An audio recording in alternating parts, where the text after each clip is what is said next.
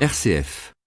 Bonjour Baptiste, aujourd'hui vous allez nous parler de la sclérose en plaques, une maladie auto-immune qui touche environ 80 000 personnes en France et dont les symptômes peuvent être en partie diminués grâce à la pratique régulière d'une activité physique. Oui, tout à fait, Olivier. Alors avant toute chose, il faut savoir que la sclérose en plaques est une maladie neurologique chronique qui touche uniquement le système nerveux central, c'est-à-dire les nerfs du cerveau et de la moelle épinière.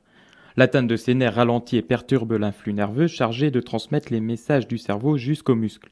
Alors les symptômes qui apparaissent sont alors nombreux et sont variables selon les individus et le stade de la maladie. On peut donc observer chez une personne atteinte de sclérose en plaques une faiblesse musculaire, une raideur articulaire, des troubles de la coordination des mouvements et de l'équilibre, des troubles sensitifs comme des fourmillements ou des engourdissements, ainsi que des troubles visuels.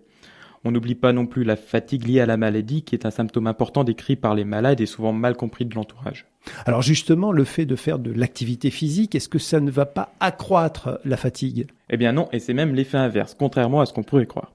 Alors c'est vrai que pendant longtemps, la pratique d'activité physique était déconseillée de peur d'accroître la spasticité des muscles et la fatigue déjà présente. Or, de nombreuses études montrent désormais l'impact positif d'un entraînement physique sur l'amélioration de la qualité de vie des personnes atteintes de sclérose en plaques. Et quel entraînement ou activité conseillent les chercheurs ? Alors déjà, bonne nouvelle Olivier, aucune activité physique n'est contre-indiquée. Bon, il faudra cependant adapter l'activité selon les capacités de la personne au moment de la pratique. Dans tous les cas, les chercheurs recommandent de combiner 3 types d'activités: endurance, musculation et étirement, afin d'améliorer au mieux sa qualité de vie. D'un point de vue pratico-pratique, il est recommandé de faire des activités d'endurance d'intensité modérée, comme la marche ou le vélo, au moins 30 minutes par jour, 2 à 3 fois par semaine.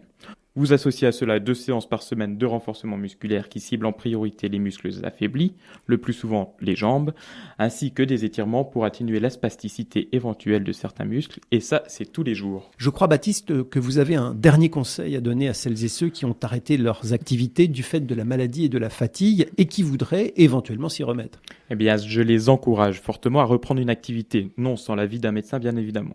Alors attention tout de même, si vous décidez de reprendre le sport ou l'activité que vous aviez arrêtée, il n'est pas forcément recommandé de vous y remettre car la comparaison de vos capacités et de vos performances actuelles avec celles antérieures peuvent avoir un impact négatif sur votre morale. Cependant, libre à vous de choisir l'activité qui vous plaise et qui vous motive suffisamment pour pouvoir pratiquer de façon régulière. Merci beaucoup, Baptiste.